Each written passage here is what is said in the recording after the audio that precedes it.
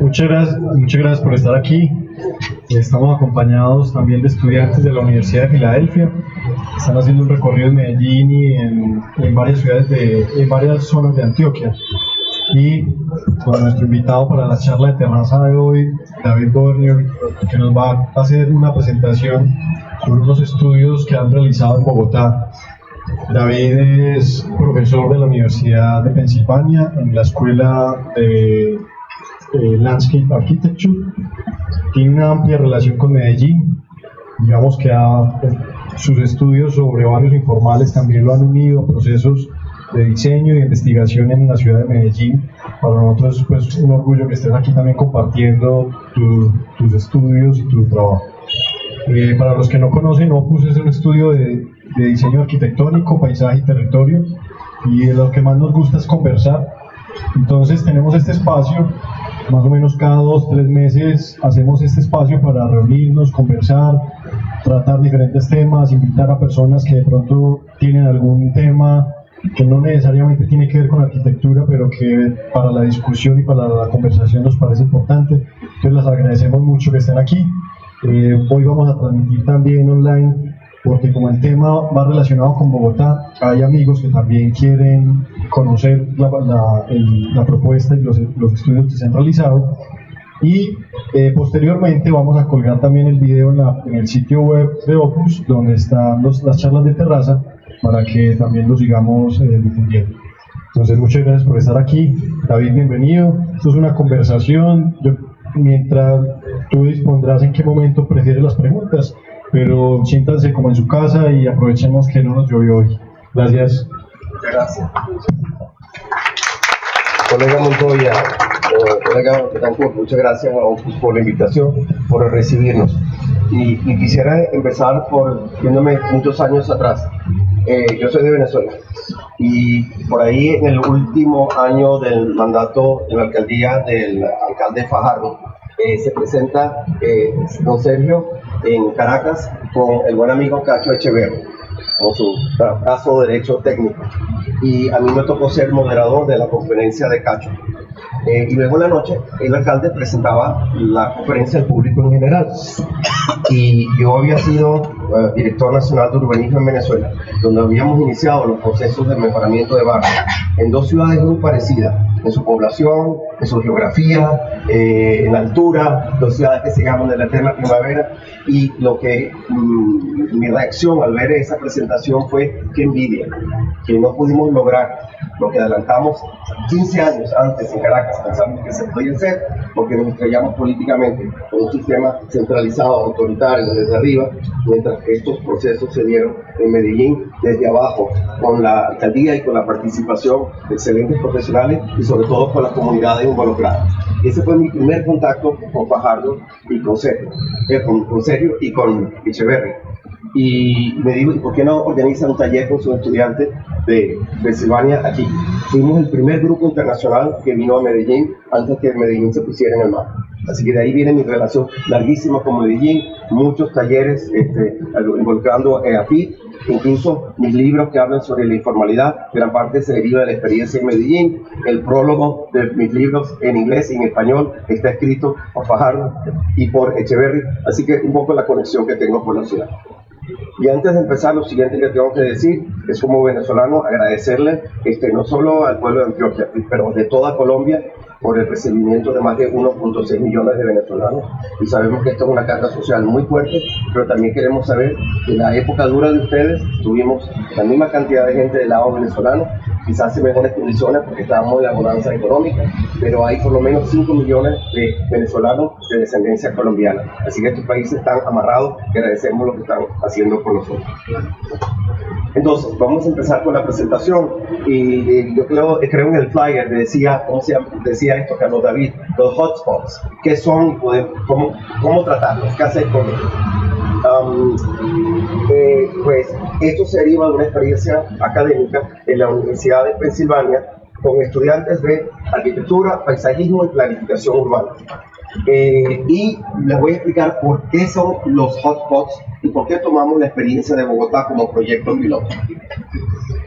El profesor Richard Weller, originalmente de Australia, que es el coordinador de nuestra maestría en paisajismo, lleva 3 años estudiando lo que llaman los hotspots a nivel global.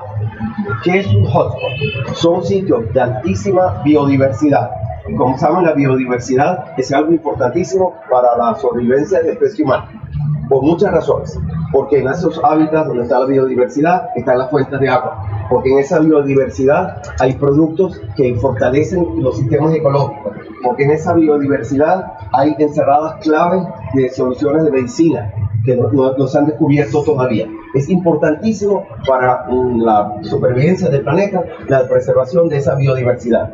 Y resulta que la mayor parte de esa biodiversidad se encuentra en la banda intertropical y sobre todo en los países que tienen grandes variaciones topográficas y por ende climáticas. Léase Venezuela, Colombia, Ecuador, Perú.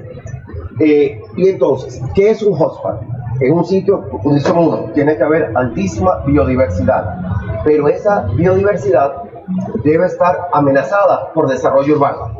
Es decir, si hay un área muy biodiversa en el Putumayo, en el centro del Amazonas, en Brasil, que es muy biodiversa, pero la ciudad más cercana está a 400 kilómetros, eso no es un hotspot.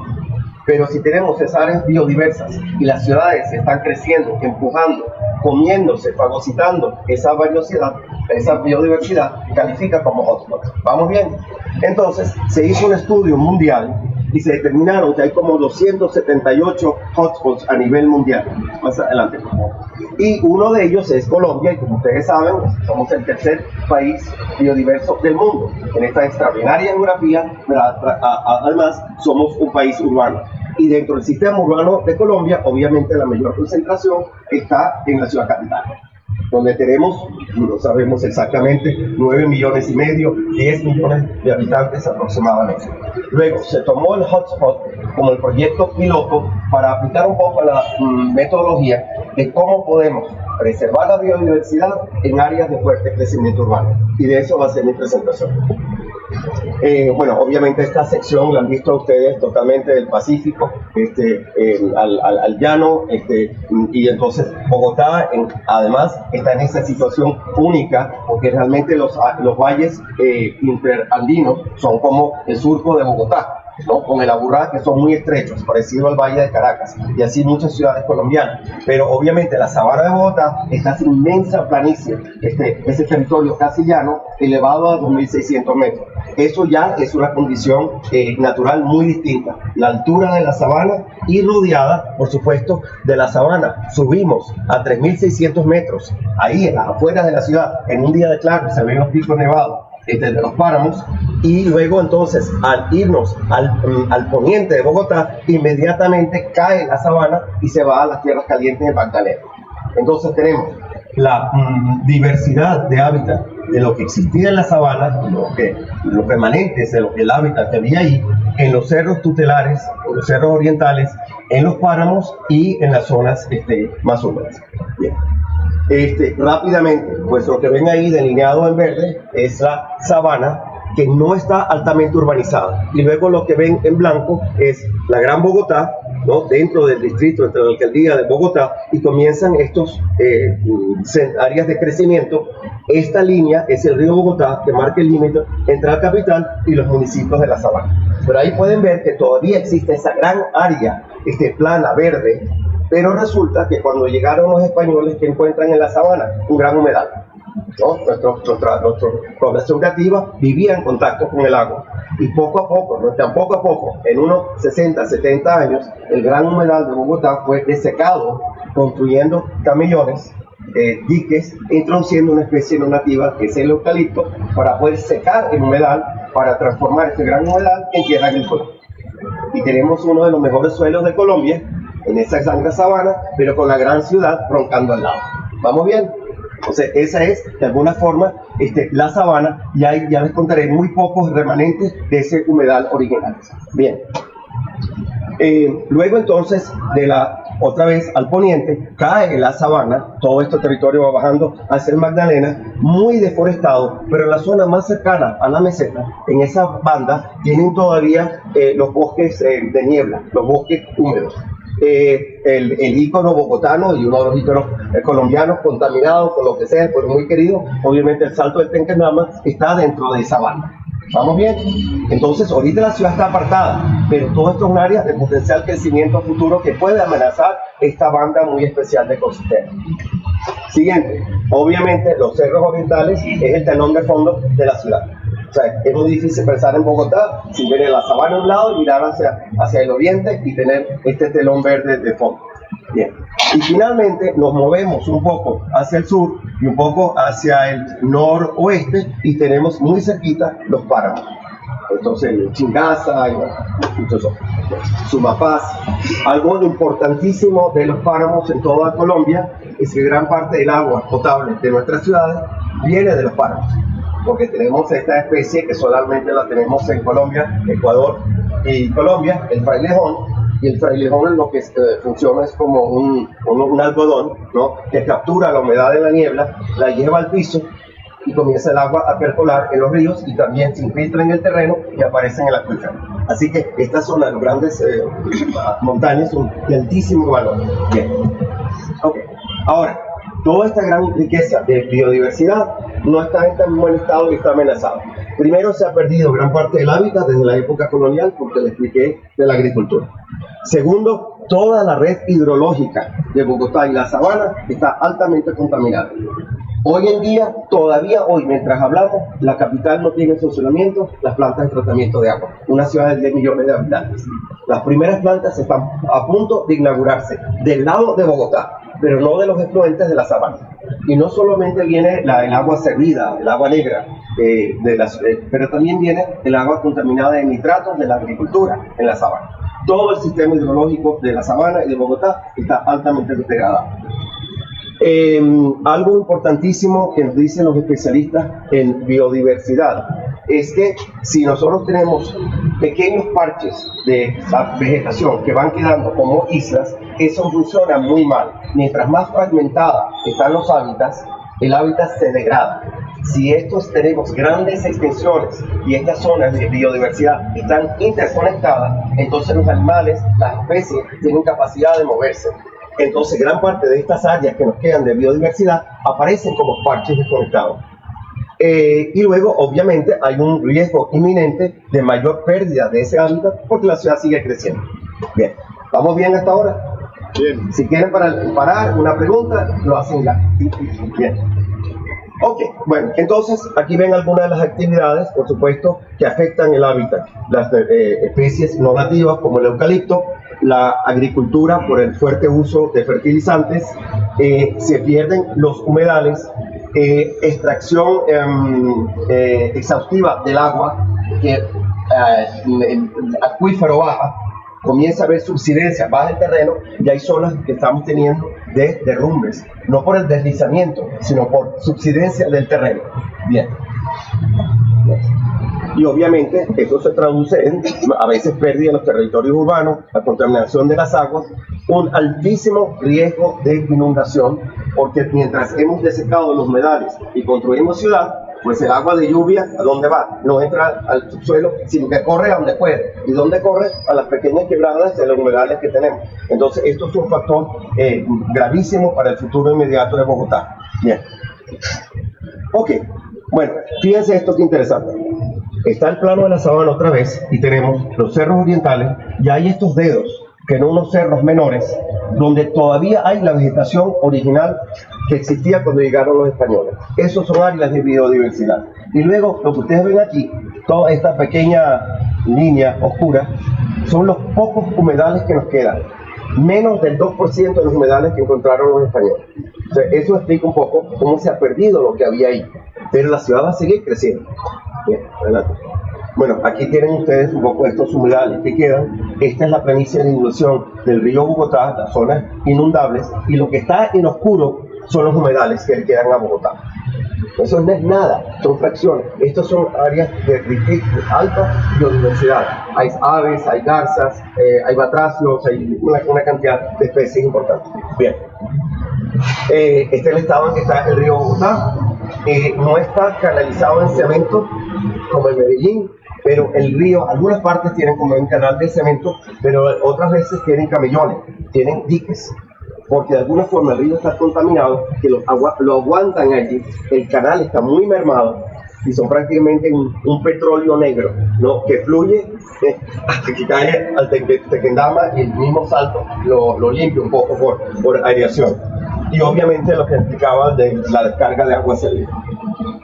Bien, entonces, este mapa muestra a la gran ciudad, a la gran Bogotá, ¿no? Y lo que ven es áreas de altísima pendiente, donde hay riesgos de urbanización, y ustedes son especialistas en qué ocurre con áreas de altísimas pendientes. Los suelos, admito que son un poco mejores que las dunitas de las altas montañas de aquí en Bogotá, pero son suelos de alto riesgo. Y luego, fíjense aquí, toda esta zona azul son las zonas de riesgo de inundación. Entonces ya por un lado tenemos pérdida de biodiversidad y riesgo para el desarrollo urbano para vidas. Es decir, hay limitaciones para el crecimiento urbano. Bien, en el arte. Cuando salimos de Bogotá y nos vamos a la sabana, esta relación Bogotá-la sabana, pregúntale a cualquier capitalino, la sabana es parte intrínseca de la ciudad, pero está del otro lado del río. Es donde están las fincas, es donde se va el fin de semana de turismo, y se va a comer una parrilla, ahí se va de bicicleta, pero esta sabana fértil, bellísima, por un lado está fragmentada por todos los cultivos de flores, uno de los principales productos de exportación de Colombia y sobre todo de la capital. Pequeño detalle, todos estos cultivos de flores sacan el agua del acuífero, le echan fertilizantes y tiran el agua sucia a los humedales y a los ríos. Pues ahí tenemos un problema de productividad, un producto emblemático del país que contamina. Aquí viene otra imagen interesante, donde estas bolitas negras se concentra la producción de flores. Aquí en la zona sur se concentra la producción de hortalizas, y todos estos terrenos que ustedes ven ahí, que aparecen como suelos agrícolas, son potreros, muchos de ellos baldíos. Es decir, el dueño de la tierra tiene 4 vacas pastando con poca productividad, esperando que su suelo gane uso urbano. Entonces hay unos suelos interesantes agrícolamente subutilizados con poca ganadería. Esa es un poco la realidad. Y obviamente Bogotá está tan cerca del llano que gran parte de los productos lácteos y cárnicos vienen del llano. Entonces hay una reserva de tierra agrícola subutilizada esperando ser urbanizada.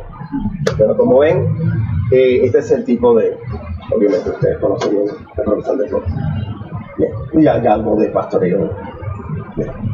Pero por otro lado, igual que en Antioquia y también en el eje cafetero, pues ese paisaje, nos enamoramos de él, hay mucho del patrimonio, hay la cultura agrícola, la arquitectura rural, todavía en la sabana. Bien, vean esta linda imagen, y esto me hace pensar a mí que, aunque el caso de estudio es Bogotá, comienzan a soñar un poco en las implicaciones de esto para Medellín, una ciudad compacta, cuadriculada, densa, de vida urbana, y luego, del otro lado del río, miren lo que está ocurriendo. Comenzamos a ver esto, lo que está ocurriendo en Río Negro, en nuestras áreas de expansión, en Bello, es una ciudad hecha a retazos. Comunidades cerradas, tanto informales como formales, la eliminación de los humedales. Debo decir, y no me importa decirlo públicamente, generalmente las capitales, la capital de la República y el departamento tienen oficinas fuertes de planificación, gente muy calificada en planificación, que están pensando en los planes. Cuando pasamos a los municipios menores, baja el nivel técnico, el nivel de responsabilidad, y a veces, a pesar de que existen figuras de área metropolitana, no siempre se coordinan los esfuerzos. En el caso de Bogotá, en la sabana, es común que venga un promotor y le diga: oiga, alcaldesa, ¿cómo le va? Mucho gusto. No, yo quiero desarrollar 2.000 viviendas en su municipio. Ah, esos son impuestos. Bien, y van a la Cámara Municipal y expanden el perímetro urbano, ¿no? Sin ningún tipo de estudio, y encima con la cara que dice: ambientalmente no nos importa. Entonces todo esto en la sabana se está volviendo este reguero de urbanización, ¿no? Vamos bien, los dos modelos, pero nos vamos bien mal, y ya se empiezan a ver los problemas. Bien. Ok, y también no solo es una ciudad híbrida, sino que obviamente tenemos las dos realidades, igual que en Medellín. Tenemos la ciudad formal, con planes urbanos, con ordenanzas, el promotor busca su permiso, y luego tener la ciudad construida por las comunidades. Comparado con Medellín, en Bogotá ha habido esfuerzo de mejoramiento de barrios, tienen el equivalente al Metrocable, el primero que se acaba de inaugurar, pero es decir, Medellín ya lleva muchos más años de experiencia y de brío en el mejoramiento de áreas informales, pero tenemos las dos realidades. Bien. Fíjense este mapa interesantísimo de movilidad. Esto es el famoso Transmilenio de Bogotá, padre de nuestro sistema de buses aquí en Medellín. No hay metro. El alcalde Peñalosa está ahorita, el proyecto avanza, ahorita viene el cambio de administración, no sabemos si se va a concluir, pero eventualmente Bogotá tendrá su metro. ¿Qué es lo que ocurre? Fíjense donde las líneas de Transmilenio y luego una de las del metro que va a estar por aquí, se quedan dentro del distrito capital, pero no pasan a la zona periférica. Alguien que vive en estas comunidades se levanta a las 4 de la mañana para venirse en una buseta mala o en su vehículo privado para venir a trabajar en Bogotá, porque todo esto es ciudades dormitorio. Terrible, un desbalance entre la ciudad y las áreas de crecimiento donde existe mayor impacto sobre el área agrícola y sobre el área de agua. Bien. Aquí tenemos un problema y no soy, soy medio colombiano de corazón y digo la crítica abiertamente porque incluso participé como asesor hace muchos años cuando salía la ley de urbanismo en Colombia. La ley de urbanismo en Colombia da mucho poder y autonomía a la alcaldía, pero le da muy poco poder al gobierno nacional y al regional en planificación territorial, comparado con otros países, como Venezuela. Entonces, ¿qué ocurre? Cada una de estas municipalidades, que son 30 y pico en la sabana, hace su propio POT y no se comunica con el de lado. Y encima violan su propio POT. Entonces, hay una debilidad de planificación en este sistema territorial. Esos son los problemas fundamentales. Y las comunidades pequeñas ven con recelo a Bogotá. Ustedes son los fuertes, son los cortos. Entonces, nosotros somos los municipios pequeños que merecemos un crecimiento económico basado en desarrollo inmobiliario, pero no se metan con nosotros. Tenemos autonomía en nuestro POT. Entonces, el sistema territorial está un poco como a la deriva, no lo controla nadie. Bien. Detallitos. Fíjense las proyecciones poblacionales. De aquí a solamente al 2050, no sé nada de matemáticas, ¿cuántos años es? Eso es a la vuelta de la esquina. Estamos lidiando con 4 millones de habitantes más. Eso es más que la población de Medellín en 20 años en el sistema bogotano. Estamos hablando con esta magnitud de crecimiento urbano y por eso que esta ciudad es urbana. ¿Cómo lidiamos con conservación de hábitat, preservación de la agricultura y cómo acomodamos 4 millones de habitantes más en apenas 25 años? Esa es la realidad. Estos números los podemos correr para cualquier ciudad grande colombiana. Y la otra cosa que vamos a averiguar es que de esas 4 millones, al menos que haya un cambio radical socioeconómico en el país, de esos 4 millones, aproximadamente 2 millones van a ser personas que no pueden acceder a una hipoteca o acceder a una vivienda subsidiada por el gobierno. Son 2 millones de personas que van a autoconstruir sus casas, es decir, van a construir su nuevo barrio. Esa es la realidad. Ahora, pregúntenle a los POTs de Bogotá y a los 32 municipios de la Sabana si alguno de esos planes considera áreas para autoconstrucción. No, ninguna quiere a los pobres. Dice que se vayan al otro municipio. Todo el mundo quiere comunidades cerradas, fincas, centros comerciales, cementerios y colegios privados. Qué bonito. Bueno, esa es la realidad con que estamos viviendo. Next. Me gusta este plano. Esta es la Bogotá actual y esto es como un modelo de crecimiento con las densidades actuales. Esta sería la Bogotá actual, está en amarillo. Esto sería en beige, en carne, las áreas de crecimiento formal. Y estas áreas que ven aquí, siempre tiradas a la periferia, serían las áreas de crecimiento informal. Esto es si no hacemos nada. Indico esto que lo dibujamos así como fuera del mapa, porque estas áreas informales, donde se concentra la mayor parte de informalidad ahorita en Bogotá, que es el sur, van a comenzar a crecer sobre las faldas de la montaña, llegando hacia el páramo de Sumapaz, de donde viene el agua de la ciudad. Entonces, ahí uno comienza a entender la complejidad de esto entre conservación de hábitat, conservación de áreas agrícolas y manejo de desarrollo humano. De eso se trata ahí. Perdonen esa presentación tan larga. Entonces, Hoy tuvimos una presentación bellísima en Opus y ustedes siempre parten de su estrategia tratando de plantearse unos retos, unos objetivos. Entonces, ¿cómo se protege el hábitat? ¿Cómo se restauran los humedales? ¿Cómo se protegen aquellas zonas frágiles de ocupación? ¿Cómo se interconectan las áreas de hábitat? Todo eso son temas que manejan especialistas en hábitats. ¿Cómo manejamos una agricultura más sustentable? Bogotá es una de las pocas capitales latinoamericanas que se alimenta casi el 55% de la producción agrícola viene de la sabana. Oye, eso es un punto a favor. No hay que traer camiones cargados de hortalizas de 30 horas de viaje y camiones. Bogotá se alimenta en gran parte sí sola, pero tenemos el problema de la contaminación de aguas. ¿Cómo se hace una eficiente agricultura? Y la tercera es cómo buscamos un desarrollo urbano más sustentable, más compacto, para acomodar estos 4 o 5 millones de habitantes más. Estos son los 3 temas. Bien, entonces, esto les va a gustar a los amigos de Opus, porque es lo que nos mostraron en sus planes, por ejemplo, para Cali o para el municipio de Bello. ¿Qué es lo primero que se hace, debería hacerse? Aquí tienen la mancha de Bogotá, esto es toda la sabana, y como ven, todo este sistema de áreas verdes, esta red de armas verdes, que es muy variado, porque engloba los humedales existentes, las áreas de inundación del río Bogotá, con un río Bogotá saneado. Hay técnicas verdes para sanear ese río, romperlo del camellón. Si esas aguas están tratadas, esas aguas obviamente expanden aparte de la sabana y permiten ampliar los humedales. Entonces podemos recuperar sensiblemente la cantidad de humedales en relación a ese 2% que nos quedó. Estos son los cerros donde existen pedazos de biodiversidad que pueden armarse corredores donde con especies nativas uno hace la siembra de estos corredores, luego especies de animales pueden ir de este cerro a este cerro y así podemos con las distintas ecologías. Es una red verde, por darle un nombre. Entonces, este es el primer estudio que un POT debería hacer. La mayoría de nuestros POT no hace esto.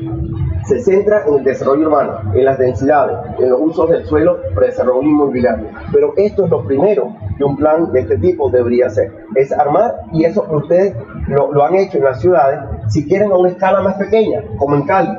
Esto dice, no, esto es un sistema prácticamente de tamaño territorial, ¿no? Bueno, entonces eso es lo primero que sugerimos hacer. Segundo. Aquí la cosa se vuelve interesante. Entonces, comienzan a ver esta área intermedia y voy a entrar en mucho más detalle. Esta área intermedia le hemos llamado el corazón verde de Bogotá. Esto sería como aproximadamente 8 veces más grande que el Parque Central de Nueva York. Aquí hay un mensaje pedagógico bien importante, que este gran hueco verde, por llamarlo de alguna forma, va entre la ciudad existente y la ciudad del futuro. O sea que de alguna forma este área verde, le voy a explicar de qué se trata, amarra la capital con la área de urbanización del futuro.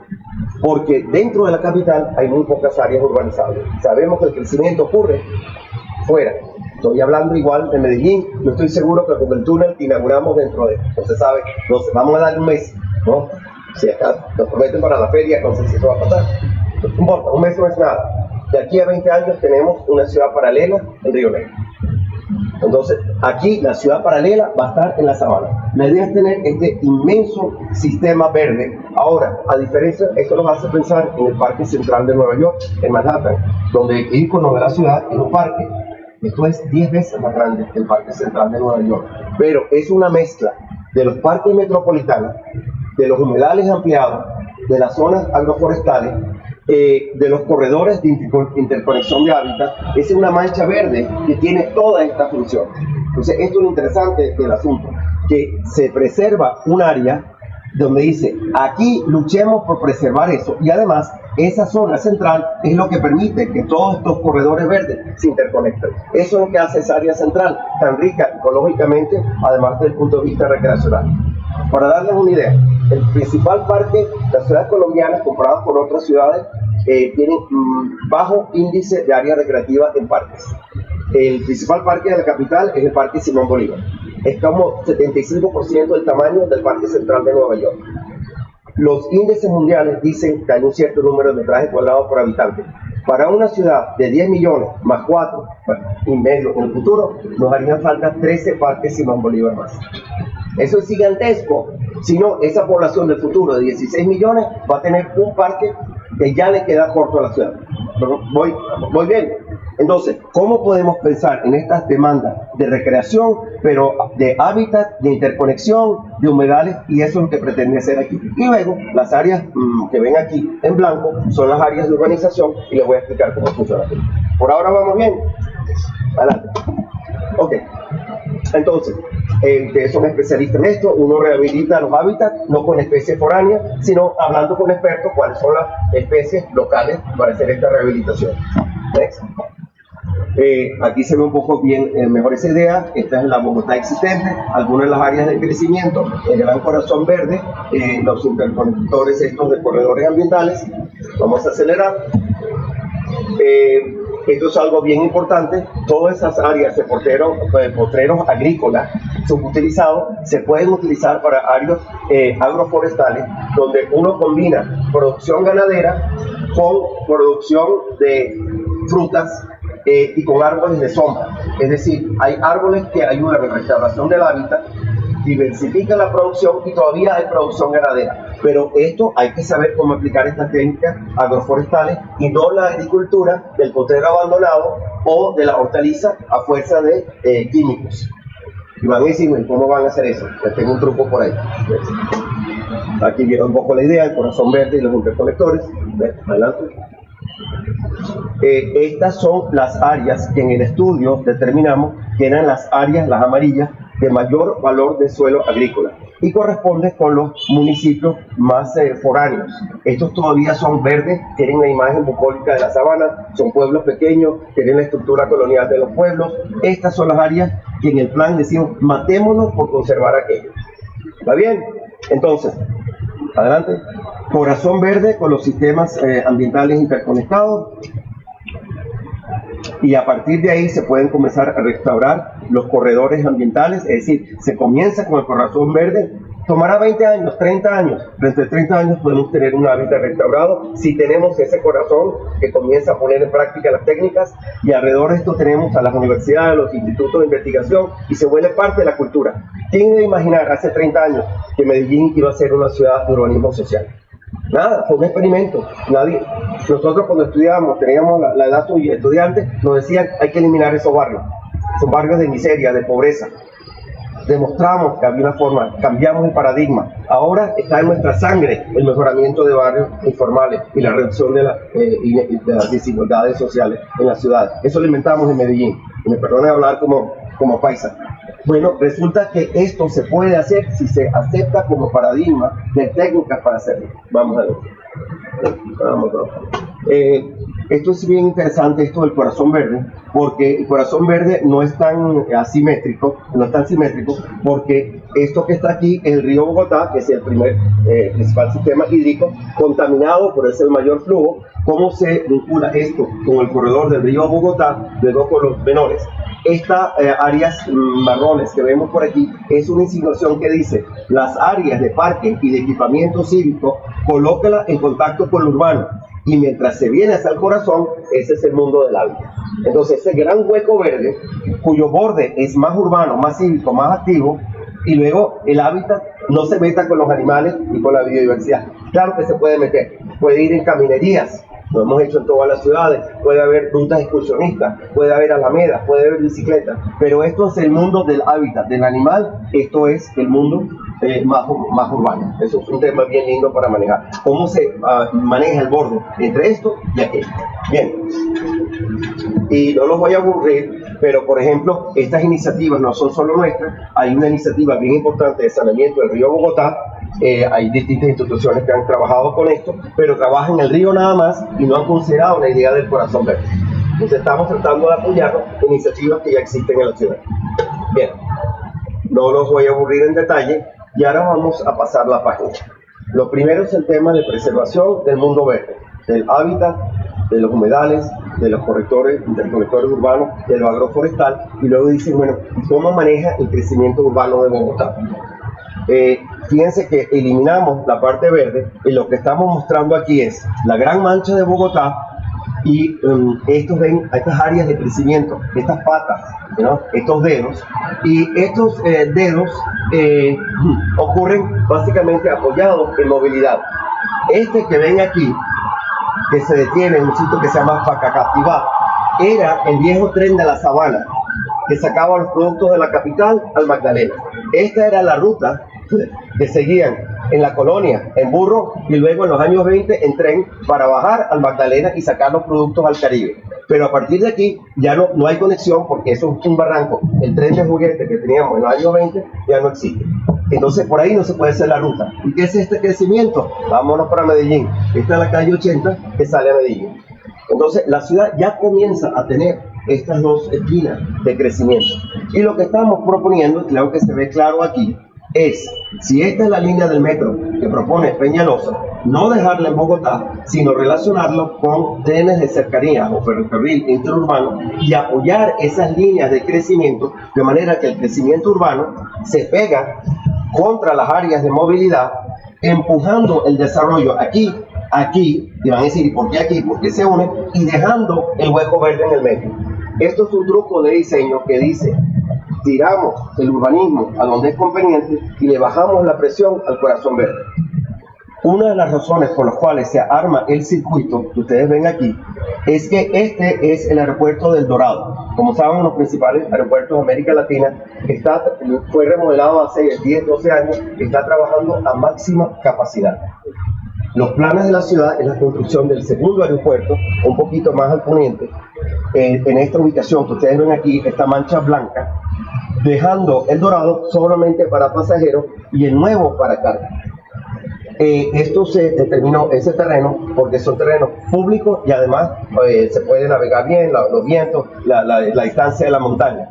Entonces, lo que estamos haciendo es que sabemos que ese aeropuerto va a tirar el desarrollo urbano hacia el poniente, y lo que estamos es completando el circuito de accesibilidad por vía férrea al aeropuerto y terminando el circuito. ¿Vamos bien?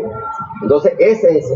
Ahora, ustedes deben entender que para hacer esto tiene que haber una coordinación entre el urbanismo de los municipios, la visión grande verde y la visión de movilidad. Ningún municipio por sí mismo puede construir un sistema de transporte de cercanía. Eso no se ha hecho en el mundo entero. Eso tiene que ver decisión nacional, apoyado con la gobernación de Cundinamarca y con las 33 alcaldías. Aquí tenemos un problema de financiamiento, de proyectos y de coordinación institucional.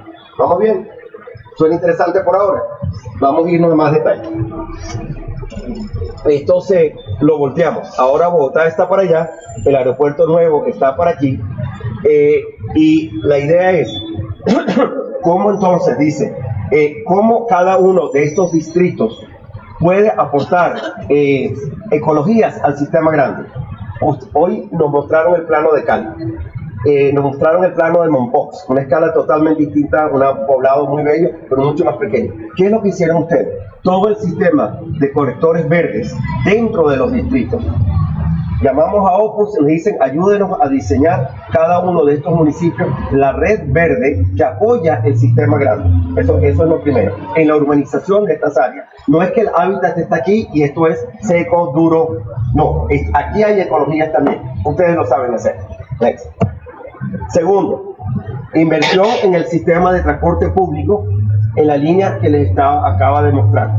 No estamos inventando nada, estamos reforzando los sistemas de movilidad, incluso en algunos corredores como estos utilizamos el derecho de vía del tren de la Sabana, no hay que expropiar nada. Es un poco más complicado en la salida a Medellín, porque a veces coincide con la 80, a veces no, pero estos son detalles de diseño. Luego, el sistema de movilidad. Segundo. Tercero, incentivos para uso mixto adyacentes al sistema de transporte público. Nótese en este dibujo que hay estas líneas más oscuras cada vez que hay un transporte público. La idea es que, vamos a decirlo en criollo, si un promotor invierte aquí, tiene un porcentaje de área de construcción, vamos a suponer que son 10.000 metros cuadrados, una hectárea de parcela, la ordenanza le diría, usted puede construir 10.000 metros de área de construcción aquí. Pero si construye en la línea de movilidad, puede construir 20.000 metros cuadrados, duplica el área de construcción. Así que si un promotor es vivo y quiere sacarle partida a su terreno, no invierte aquí, invierte sobre el sistema de transporte público. Este sistema lo inventaron los brasileños en Curitiba, es la ordenanza actual de otra megaciudad, Sao Paulo, que dice: te premiamos si apoyas el transporte público.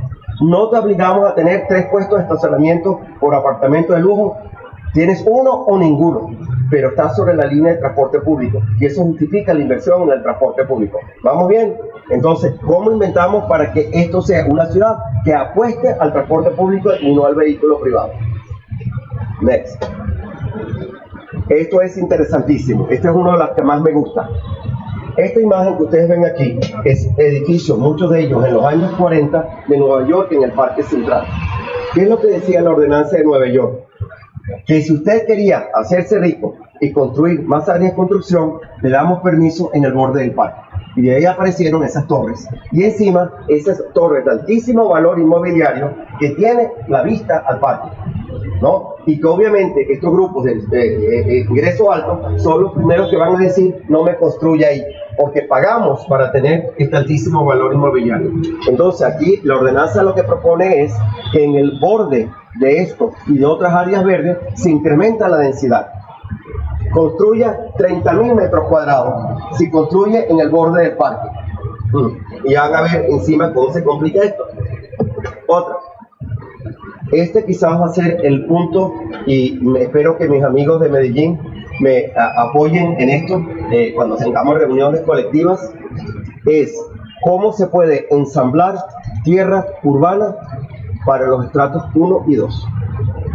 Vamos a sacar unos números para que vean el parecido con Medellín. Supongamos que el crecimiento en Medellín de aquí a 20 años son 1 millón de habitantes más. Más o menos de lo que han dado las predicciones de Urban y de otras instituciones. De ese millón más en Medellín, que serían 4 en Bogotá, la mitad no va a poder acceder al mercado inmobiliario formal. En otras palabras, van a ocupar tierras. Ahora, díganme cuánta área pública hay ahorita en Bogotá y en la Sabana. 0. ¿Cuánta área pública hay en Medellín y en Bello? 0. Porque la mayor parte de la tierra son potreros que viven de la colonia de familias privadas. Entonces, si no tenemos suelos públicos para los estratos bajos de autoconstrucción, los pobres van a terminar aquí en Medellín arriba en las donitas y en Bogotá van a terminar en Sumapaz. ¿Qué es lo que dice la propuesta esta? Bastante riesgosa, pero una apuesta social muy importante, que todas estas áreas que ustedes ven aquí en los distintos municipios y que la ordenanza de los distintos POT tienen que reflejar la estructura de estratos de cada ciudad. Es decir, aquí tiene que haber un porcentaje de suelos públicos que ayuden a una autoconstrucción no desordenada, guiada. Porque aquí todo el mundo construye bien su casa. Lo que no puede hacer es dotarla de vialidad, infraestructura, parques, equipamiento, pero dada la parcela, todo el mundo construye una casa bien, mucho mejor que cualquier sistema de vivienda social. Una pregunta. Sí. Esa disposición de esos barrios, ¿por qué se hace así como limpio, así salteado? Me alegro mucho que haya descubierto eso. Sobre todo con la propiedad del barrio, de la vida del barrio. Porque resulta que cada uno de estos parches aquí son 800.000 personas. No nos engañemos en la escala. Esto no es Santo Domingo. Estos son áreas inmensas de ciudad. Estos son 800.000, 400.000, 500.000, 850.000, 700. Esto va sumando los 4 millones. Entonces, ¿qué es una práctica buena? Que uno no puede colocar a todos los estratos de un lado de la ciudad, los estratos bajos, y de los lados el otro. Y eso es el problema en Bogotá. Todos los estratos altos están al norte, todos los estratos pobres están al sur. Y mientras va creciendo la ciudad, el que vive en la punta del estrato 1 allá, está a 2 horas de viaje de los equipamientos de la ciudad. Y eso es algo que hay que evitar a todas costas. Entonces, lo que se propone es, yo no sé si la expresión se dice Venezuela, no sé si se dice Colombia, decimos juntos pero no revueltos. Bueno, entonces, lo que busca esto, por ejemplo, si esta es la línea de movilidad, los estratos 1, 2, 3 están a la misma distancia de la línea de movilidad del 4, 5 y 6.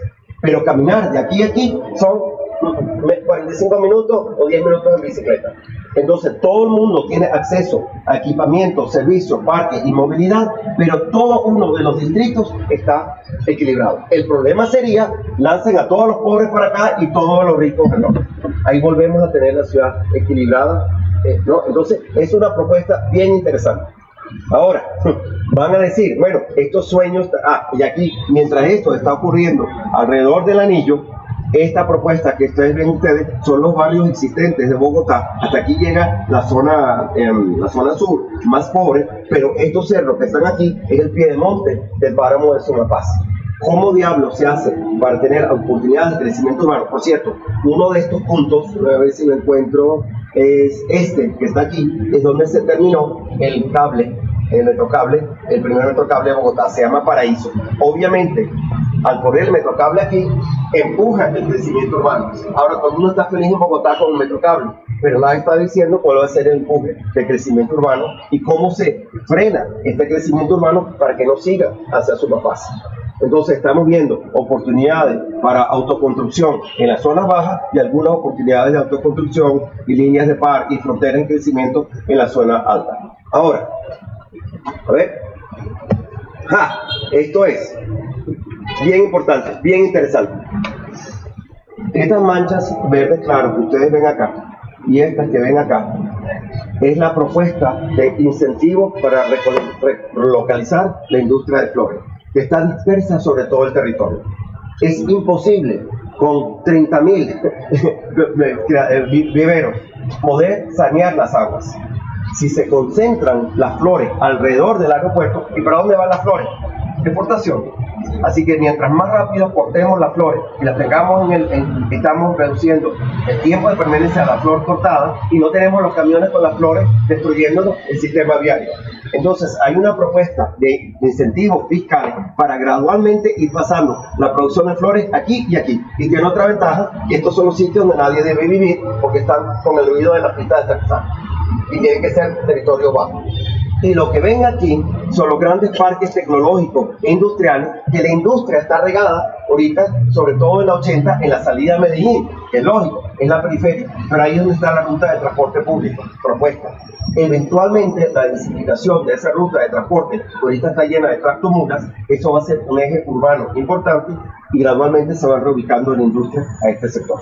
Y con eso tenemos todo este sector de empleo, de flores y de industria entre los dos ejes de crecimiento urbano. Eso es un punto bien importante, se ha hecho en muchas ciudades como por ejemplo Schiphol en Ámsterdam, tienen las grandes ciudades aeroportuarias de tecnología de industria al lado del aeropuerto.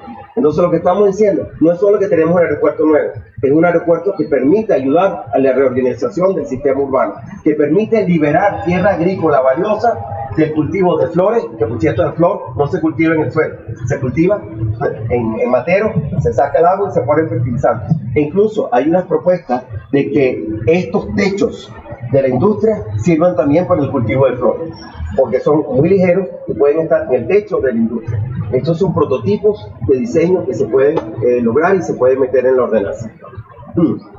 Adelante. Vamos para atrás. Una idea bellísima. A mí me gusta llamar estos puntitos que están ahí, me gusta llamarlos, en inglés lo llamamos tools. Nunca encontré una palabra buena en español, me dio por llamarlos custodias. Lo que pasa es que custodia suena como a un guardia, ¿no? Con un rifle. Y celador también es medio policial. Es el cuidador del jardín, es la institución o el ente que le duele su entorno. Esto es la biblioteca de San Javier, esta es la biblioteca de Santo Domingo, este es el Parque Explora.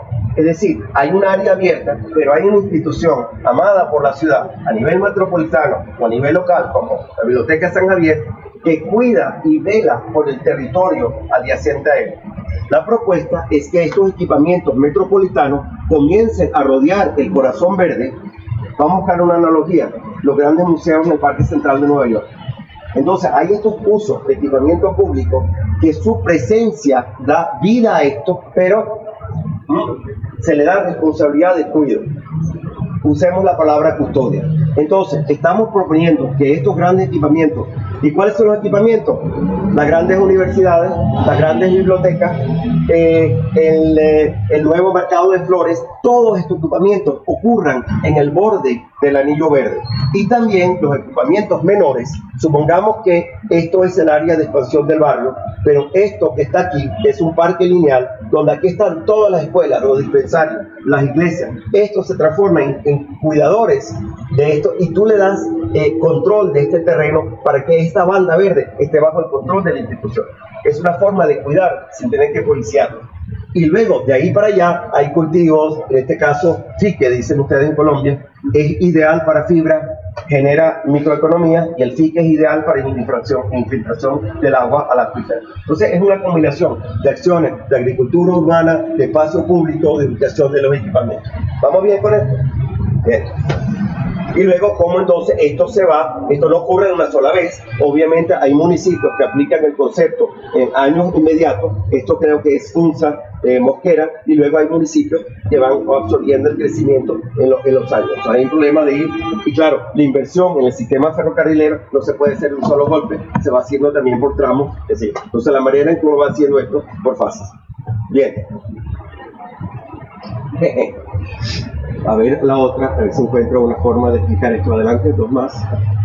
Ok. Yo creo que esto va a ser lo más interesante. ¿Cuáles son los dos puntos más controversiales de todo esto? Si yo soy dueño de un potrero que me viene desde mi familia, 300 años, que está aquí, y usted me dice, esto va a ser el corazón verde de Bogotá, y me dice, ¿cómo así? ¿Por qué a mí me puso un corazón verde? ¿Y por qué el de al lado tiene un desarrollo inmobiliario? Yo le saboteo la propuesta, porque yo tengo el mismo derecho que el de al lado.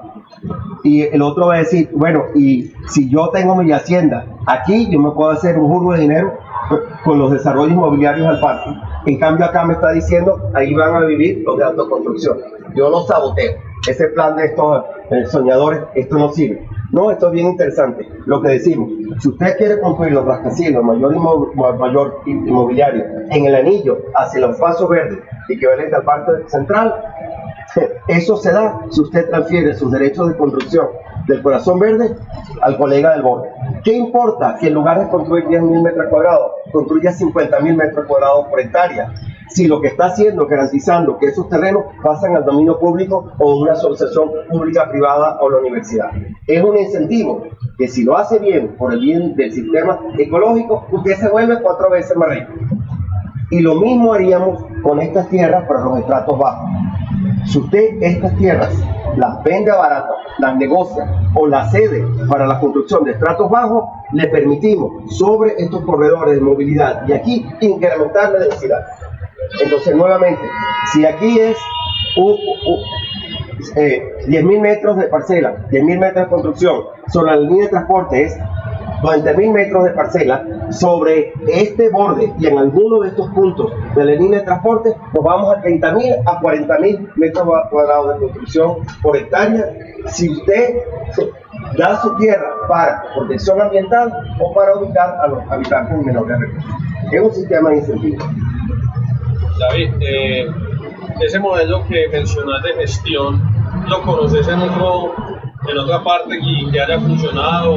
Nuevamente, los brasileños son avanzadas en esto, están haciendo estas relaciones en donde, por ejemplo, te incremento la densidad si me construye, si me cede la tierra, insisto que no es tu parcela, sino un poco más distante. Y con ese dinero yo puedo construir vivienda pública o el urbanismo que me permite la autoconstrucción. El modelo brasileño es el más cercano a ti. ¿Has visto que hay una voluntad política para eso?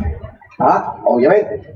Hay dos cosas para esto. Quizá vamos a terminar entrar en la parte de gestión. Bueno, una idea de este corazón verde, de lo que ocurre alrededor. Esta visión, por ejemplo, cada uno de los municipios desarrollaría su visión, las áreas que se protegen, las áreas que se densifican en el corredor de transporte, el borde tipo Parque Central de Nueva York, las tierras para autoconstrucción. Cada municipio tomaría su POT y lo adapta a las reglas generales. Ahora, eso significa que necesitamos reglas generales. Eso significa que aquí tiene que haber un acuerdo metropolitano para que digan, oye, lo que es igual no es trampa, todos estamos en el mismo juego. Ahora, si Bogotá dice, no me interesa aquello, o el gobierno central dice, no me interesa invertir en el sistema de transporte, o sea que aquí todo el mundo anda en un carro privado y que el sistema se estrelle de aquí a 20 años, pues no tenemos éxito en esto. Tiene que haber un acuerdo institucional.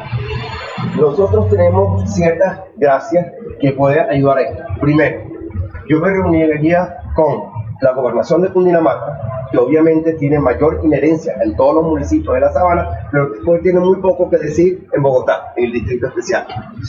Pero sí tiene la gobernación más que decir en la Sabana.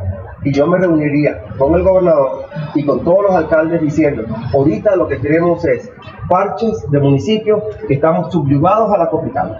Pero si nosotros nos unimos, los municipios de la Sabana, cuando tengamos 4 o 5 millones de habitantes, tenemos más fuerza económica que Medellín.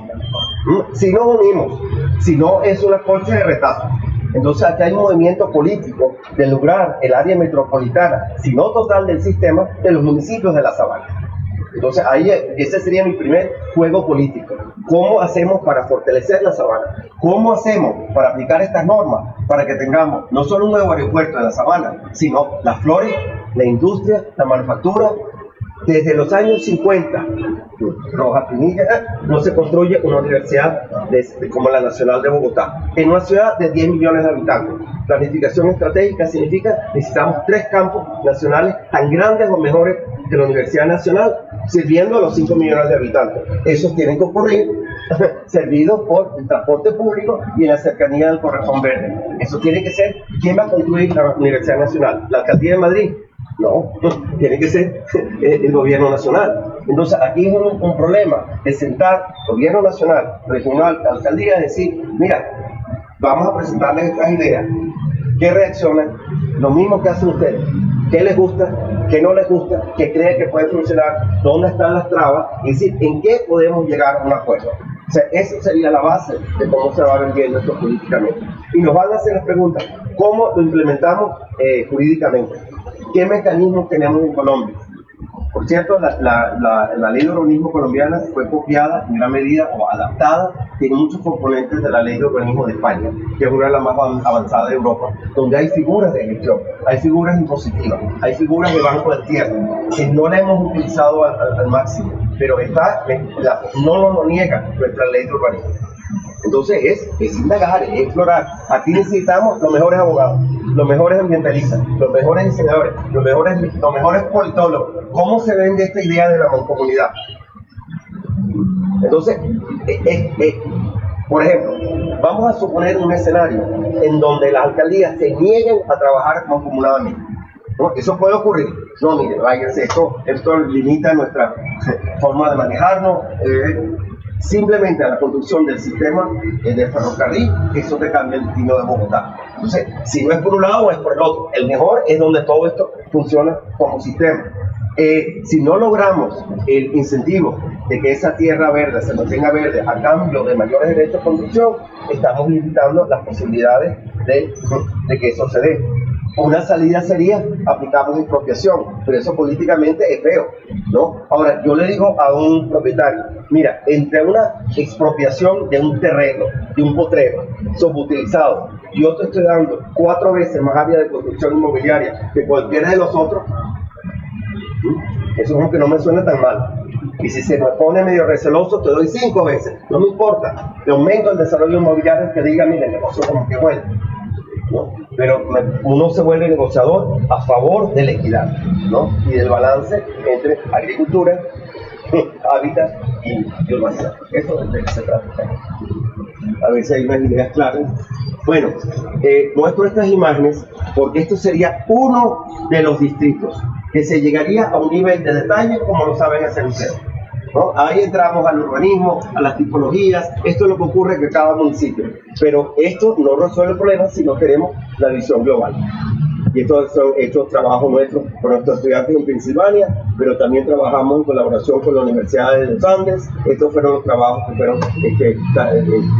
tuvieron tanto interés por parte de la alcaldía, vinieron a nuestras presentaciones intermedias y finales. Bueno, no entro en detalle, pero ya vemos, eso es lo que saben ustedes y lo hacen mejor que nosotros, cómo llegamos a este nivel de preservación de la humedad y del canal y de las tipologías. Bueno, es un nivel de detalle. Vamos a cerrar con esto. ¿Y ahora qué? Bueno, hay que presentar esto en distintas instancias, nacional, regional y de alcaldías. Y también tenemos que atrapar a todos los ecólogos, a los que saben de biodiversidad, a los expertos en organizaciones no gubernamentales, a las universidades. Pero tenemos que sentarnos con los desarrollistas, con los developers, con los constructores, con el gremio de construcción, y decir, mira, tenemos estas ideas novedosas. Vuelvo otra vez al caso de San Pablo. Por primera vez en Brasil se está diciendo premio al que invierte en la línea de transporte, premio al que construya uso mixto y no comunidades cerradas, premio al que produzca buenos parlamentos urbanos. Están dando incentivos de alguien que lo haga bien. Bueno, llevemos esto a la escala territorial. Y luego, entonces, yo creo, igual que hicieron ustedes y en sus distintas iniciativas, en Cali, en Mompox, incluso en Medellín cambió todo de golpe, ¿no? ¿Dónde comenzó a trabajar Fajardo? Con proyectos emblemáticos. Comenzaron con la nororiental, con cuál otra, comenzaron con el Centro Explora, comenzaron con la ladera, comenzaron con San Javier. Eran sitios donde ponían a prueba la idea. Ahorita ya es el sistema entero de la ciudad, ¿no? Que se incorporó a esta visión. Entonces, ¿cuáles son los proyectos pilotos? Aquí hay un problema, por supuesto, de flujo de caja. ¿Cuánto cuesta ese ferrocarril? ¿Quién lo paga? Esto se hace con plusvalías. O sea, hay preguntas bien interesantes. Pero básicamente, vender la visión, establecer prioridades, afinar el bolsillo, y esto creo que es lo más difícil de todo. Ni siquiera me preocupa tanto el de financiamiento. Es cuál es la plataforma de coordinación, y no fue lo mismo que hicieron ustedes en Medellín. O sea, ¿cómo cambió Medellín? Cuando de alguna forma todas las unidades de la alcaldía comenzaron a trabajar coordinadamente en red con los industriales, con la EPM, con las organizaciones. Eso fue el regalo que nos dio el mundo Medellín, un urbanismo social y coordinado. Oye, ¿quién iba a pensar que lo íbamos a hacer hace 20 años? Ustedes lo hicieron, no lo podemos hacer en la capital, pero eso hace falta unos estrategas, unos genios, de decirle, bueno, así es como trabajamos en conjunto y es un ganar-ganar para todos, pero alguien tiene que proponer esto, ¿no? Y empujarlo como proyecto.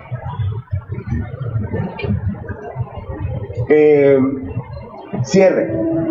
Bueno, yo diría que hay que tener una visión común y que tenemos que hablar un lenguaje común. ¿Y cuál es la importancia de este estudio? Ustedes pueden contactar a todos los estudiosos del hábitat, de las ecologías, de la biodiversidad, de los corredores de animales, de la restauración de humedales, y es una suerte de filosofía o de mentalidad. Vamos a darle el sello verde. Esta gente, los ecologistas, ambientalistas, matan por lo que saben y son especialistas en ello. Y luego entonces tenemos a los urbanistas, diseñadores urbanos, políticos, promotores, que lo que están pensando en la vida en ciudad, los que manejan el transporte. Ese idioma de los urbanistas es muy distinto del mundo verde. La idea de esto es que se hable el mismo idioma y que entiendan que las dos cosas es un ganar-ganar. Y yo sé que ustedes van muy en esa misma línea. Y entonces la idea es cómo podemos reconciliar las necesidades del mundo animal, por decirlo de alguna forma, y las plantas con las humanas. Eso se lo hemos oído ustedes muchas veces. Y una cosa importantísima, sé que ustedes lo creen también, es que una cuestión es hablarla en el aire y otra es hablarla con una propuesta territorial de diseño, ¿no? Que vean la cosa y van a decir, oye, es muy grande el área verde, ese corredor lo podemos modificar, tenemos más líneas de transporte, cuántas centralidades creemos, no nos meta toda la industria en un solo paquete porque ya lo distinto, o sea, eso van a ser los debates para estirar esto y modificar. Es lo mismo que hacen ustedes en los planes, pero existe ya algo con lo cual podemos discutir encima de los puntos estratégicos de incentivo por densidades a cambio de hábitat, a cambio del desarrollo de tierra por estrato 1, etcétera, etcétera. Muchas gracias. Una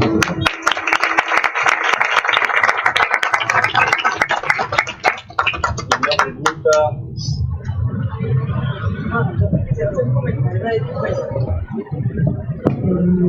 No sé hace cuánto que estás acá en Medellín. Hace 4 días esta vez. Bueno, pero me imagino que ustedes se enteraron que aquí tuvimos un evento importantísimo a nivel mundial, ¿sí o no? Bueno, El rol de la metrópoli para la conservación de la biodiversidad y sus servicios ecosistémicos. Bueno, yo soy pues una ciudadana del común, soy ambientalista y también pues trabajo mucho en una labor voluntaria comunitaria en las periferias y esto. Pero sin embargo, bueno, la parte institucional también hay cosas muy buenas. En ese espacio, como estamos hablando ahora de la metrópoli, yo creo que la área metropolitana está haciendo un super trabajo con el Valle de Aburrá, que a pesar de que son tan diferentes, como es decir, nadie quiere soltar su pelote, si es que lo tiene, porque mucha gente ni siquiera aún tiene eso. No lo ha actualizado. No, se lo ha copiado a otros, porque eso pasaba acá. Entonces, por lo menos, ya esa parte está caminando, ¿cierto? De unirse, ¿cierto?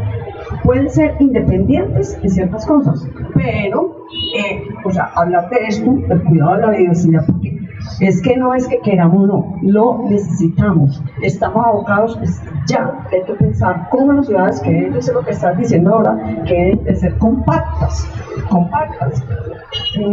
Medellín, bueno, ha tenido, porque también pues, Medellín ha tenido diferentes problemas, no solamente desplazamiento últimamente, sino de la gente que se ha ido del campo, por supuesto, la violencia, toda esa cantidad de cosas, pero es bueno eso, incluirlos, que es lo que hoy decí, que lo hizo Fajardo con las bibliotecas, lo que después se hizo con las UBAs, esto es parte de la inclusión. Ya se está haciendo una universidad, precisamente la de la biblioteca, que hermosa va a quedar, y todas estas bibliotecas son pues súper buenísimas para la comunidad. Entonces lo más importante es que la gente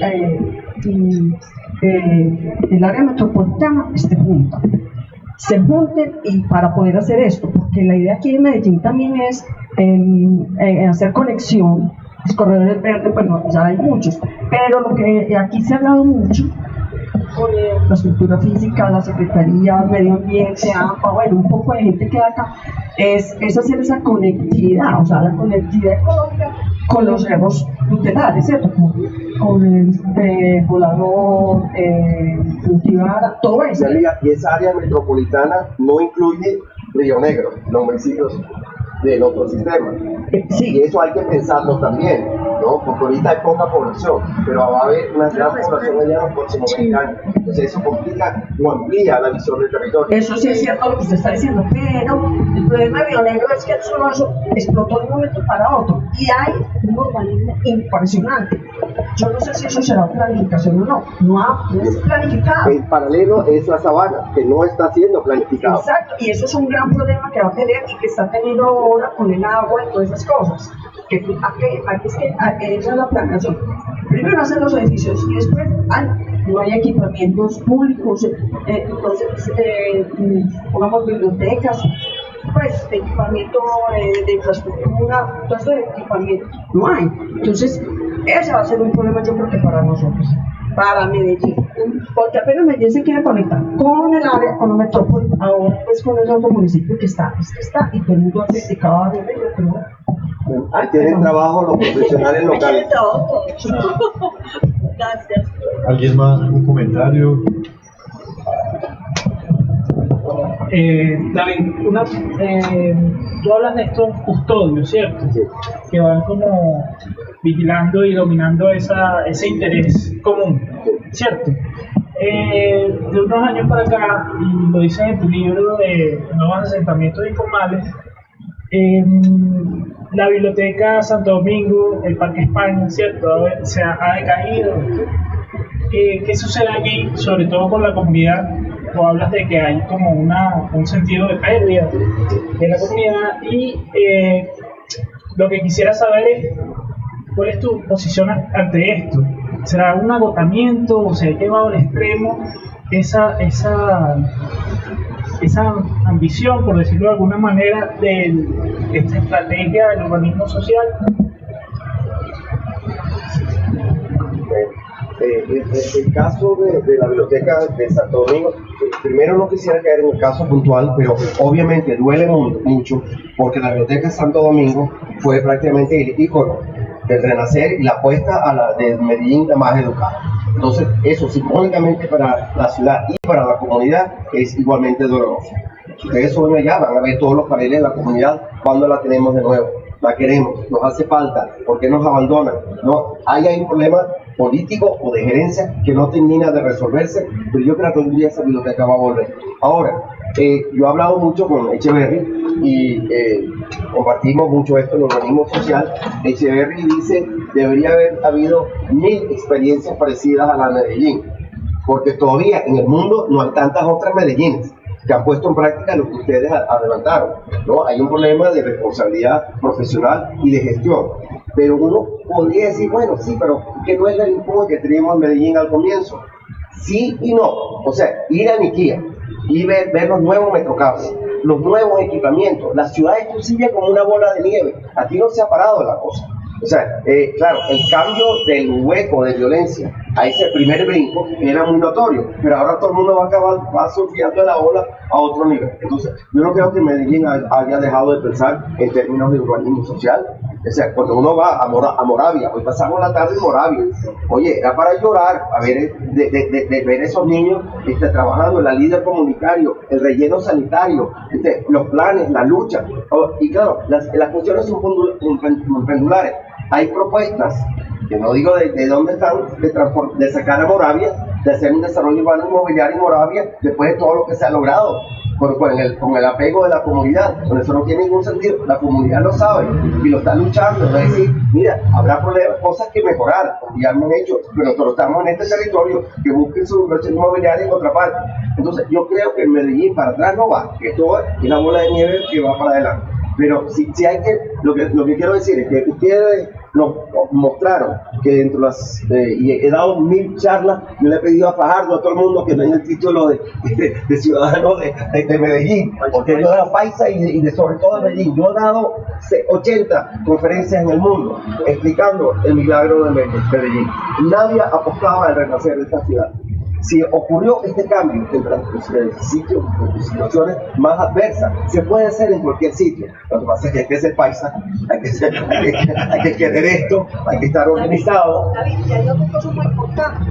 Las comunidades en Medellín no son pendejos. Claro, son guerreras, son tenaces, sí, pero encima son educadas, porque gran parte de estos planes iniciales, y esto es bien importante, la participación. Cuando estos planes se hicieron desde el periodo de Fajardo con la comunidad, primero nadie creía al comienzo, decían a otros políticos que nos vienen a vender, pero cuando vieron los cambios, vieron el metrocable y la biblioteca, decían, como que aquí viene otra cosa, ahí las comunidades se pegaron. Y ningún proyecto se hizo sin el aval de la comunidad. Incluso gran parte de los cambios de administración, la comunidad decía, estos son nuestros planes, no inventen la rueda, no, háganlo a tu estilo, pero nosotros participamos en esto, es nuestro. Entonces esta parte de involucrar a la comunidad en los planes es fundamental, es básico. Yo llevaría la cosa a un nivel bonito pedagógico. Generalmente la biodiversidad es algo que los técnicos de la biodiversidad dicen, alejado del mundo urbano, allá metido por 400 kilómetros donde no hay nadie, donde los pajaritos y el oso de anteojos y no sé qué se mueven. Para que haya preservación de la biodiversidad, la mejor herramienta es educándolos en las áreas urbanas, porque esos son los ciudadanos que van a apreciar la diversidad a 400 kilómetros. Ahora, si tu barrio, tú tienes un humedal enfrente y ves lo que significa regeneración de humedal, reconstrucción de hábitat, y vive con eso, su niño se cría con eso, donde su parque recreativo, aparte de tener juegos y que eso con cualquier niño, funciona como una unidad regeneradora de hábitat, yo crezco creyendo y sé lo que es, como lo tienen que vender. Entonces, yo cerraría esto diciendo que la mejor forma de preservar la biodiversidad es a través de la operación urbana que piense en biodiversidad. David, me gustaría que me gustaría que conversáramos un poquito, nos contaras y ampliaras la experiencia de esa relación entre las universidades y este tipo de planes y los acercamientos que pueda tener con el gobierno, porque gran parte de esa experiencia, de ese cambio, esa transformación que se dio en Medellín, empieza de ese taller del norte en las universidades. Profe, eso es fundamental. Yo quiero ir hasta más atrás. ¿Por qué comienza el impacto de esas áreas del norte a través de las universidades? porque muchos de los ahora destacados arquitectos paisas no tenían la oportunidad de llegar a Estados Unidos y qué sé yo, porque era el problema que no se conseguían las visas, y muchos se fueron a Europa, y muchos se fueron a la madre de España. Estaban en Madrid, estaban en el Politécnico de Barcelona, como por ejemplo Cacho Echeverri, y ¿qué estaban viendo en esa universidad? Sus profesores habían sido los que sacaron a ciudades como Barcelona del hueco, después de tantos años de la dictadura franquista. ¿No? Estaban en la universidad con los planes preparados para cuando muriera Franco, el primer líder con un poquito de cerebro, le pusieron los planes en la mano. Y así renace Barcelona. Ahora, alguien que estudia con profesores que han llevado el rescate de una ciudad en un hueco a través de operaciones urbanas, de recualificación de espacio público, de sustitución de vivienda, lo mismo que estamos haciendo en los barrios de Medellín, pero exactamente lo que hicieron en el barrio gótico de Barcelona. Es decir, esto es sistema mental. Esto no lo inventó Cacho una noche, no, que se le ocurrió. Está estudiando eso con los especialistas. Entonces, eso mismo comenzaron a hacer nuestros arquitectos paisas en las universidades, preparándose para esta cosa, y lo pusieron al servicio de Fajardo, lo traje. Entonces, el rol de la universidad es fundamental, ¿no? Y muchos de nuestros arquitectos que piensan en estos términos son profesores. A veces las instituciones académicas no se engranan más de lo que deben, son individuos. Yo llevaría esto a hacer políticas universitarias, porque creo que los rectores estaban reunidos en su proyecto educativo, en MOVA. Estaban en el auditorio MOVA los rectores. Oye, esto es para llevarlo a la asociación de rectores y decir cómo nos involucramos más en temas ambientales y urbanos. Yo fui director nacional de urbanismo en mi país, pero académico hace 35 años. Y en una de las universidades inventamos el Instituto de Diseño Urbano para Alcaldes. Dentro de la universidad, ¿qué hacíamos? Reuníamos al año a 50 alcaldes en grupos de 10, donde llevábamos a nivel político el discurso técnico. Y uníamos las dos cosas. Era un programa académico para incentivar este tipo de cosas. Entonces creo firmemente en la participación de la universidad soñando este tipo de cosas, ¿no? Aquí hay mucho, por ejemplo, esta propuesta yo creo que no hubiera salido la de Bogotá si lo hubiéramos trabajado la Universidad de Pensilvania con la Universidad de los Andes mano a mano. Las visitas de campo se hicieron, las conferencias se hicieron en Bogotá. Entonces, esto fue, no que se nos ocurrió una tarde en Pensilvania. La mitad de este trabajo es el aporte que recibimos de nuestra contraparte colombiana. Y ahora pasamos la pelota. Aquí tienen ustedes la bola caliente. Nosotros ayudamos a empujar, pero yo creo que la universidad tiene un liderazgo importante en todo. Me alegro que lo haya sacado.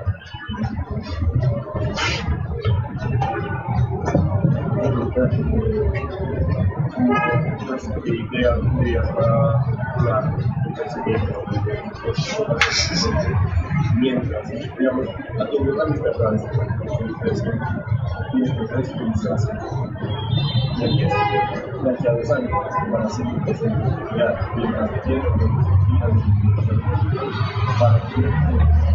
y es lo que pasa en el puesto a veces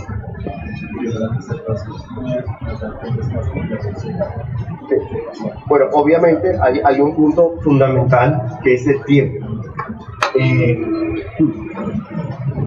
Frecuentemente, y eso acabo de hacer un comentario en defensa de la participación de la universidad. Voy a hacer un comentario que a veces la universidad no reacciona a tiempo, porque muchas veces los académicos tratamos de ser muy rigurosos.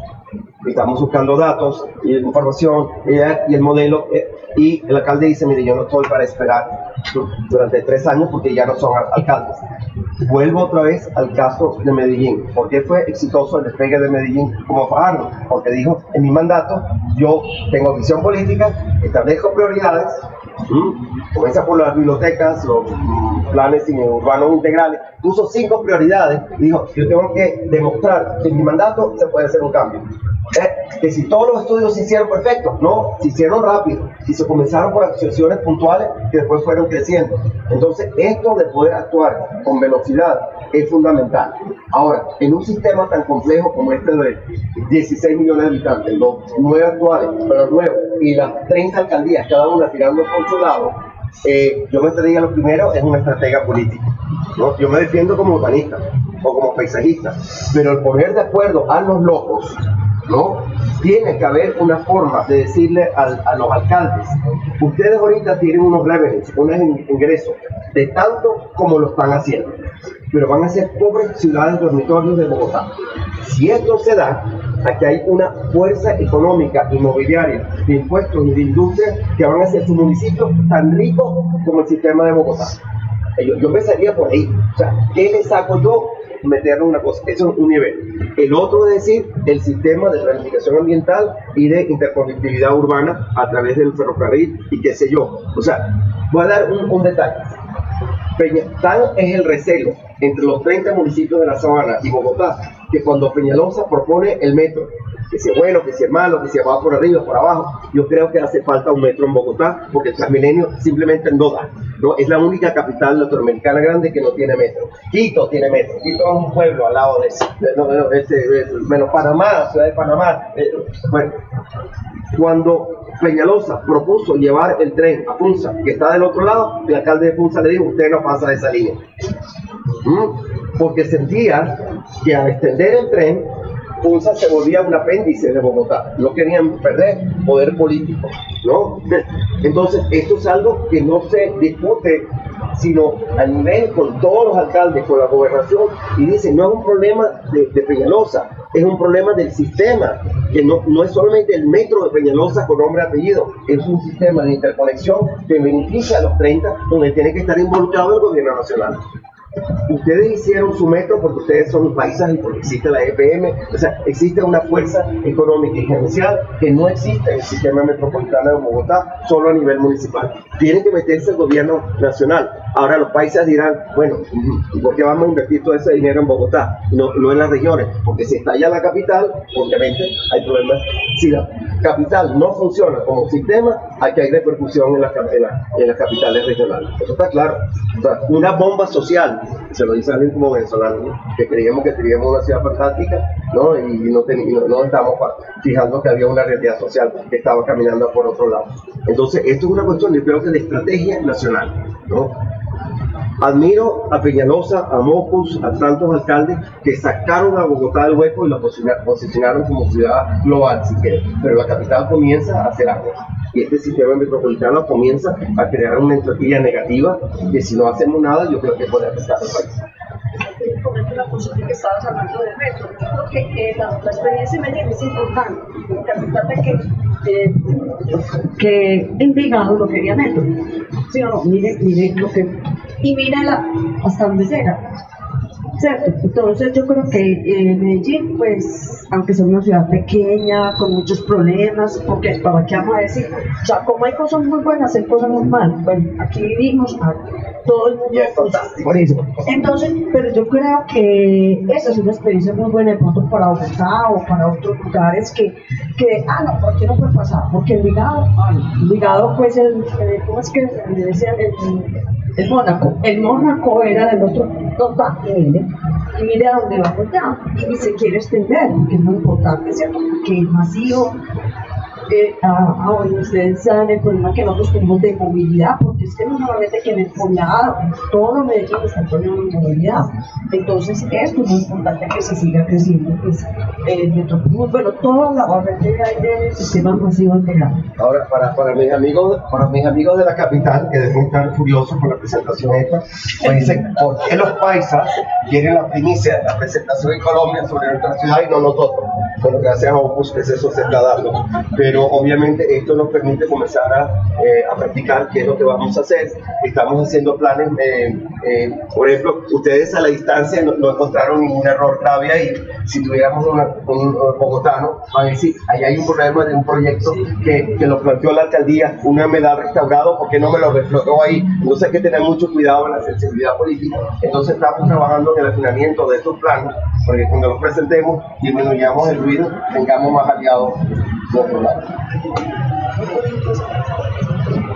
David, muchas gracias. Hace poco vimos la noticia de la declaración de Londres como Parque Nacional. Creo que eso es un ejercicio que nos habla cómo la ciudad es parte de la naturaleza, y lo que nos ha mostrado hoy es otro ejemplo más de esa vía de cómo ese paradigma de la ciudad aislada de la naturaleza la vamos cambiando. vamos caminando hacia eso. Lo que nos muestras hoy es un documento de discusión que yo creo que va a abrir mucho debate, va a generar muchos encuentros y ojalá sea muy positivo para la capital. Muchas gracias a todos por asistir. Estaremos informando también de próximas charlas de terraza.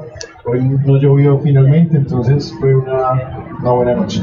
Gracias. Gracias por el apoyo.